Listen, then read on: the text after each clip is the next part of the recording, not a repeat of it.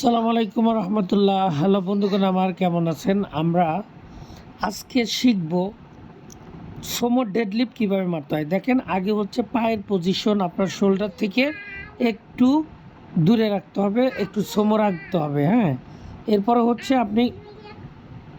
হচ্ছে আপনি লেগসের মাঝখানে হাতটা ধরবেন শোল্ডার বরাবর, ঠিক আছে?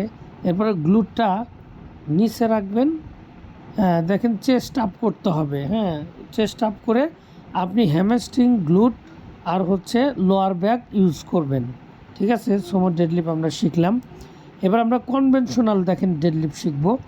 কনভেনশনাল দেখেন, আপনি সোজাসুজি দুইটা পা সোজাভাবে রাখবেন, রাখার পরে এরপর হচ্ছে বার একটু হালকা দূরে রাখবেন 1 ইঞ্চি, রাখার পরে ধরবেন আপনি হচ্ছে দুই পায়ের বাহিরে ধরে glute down, same chest up. আপনি এটা ব্যাক আর হচ্ছে কস দিয়ে প্রেশার দিবেন, ঠিক আছে? তো দুই ধরনের ডেডলিফট আমরা শিখলাম।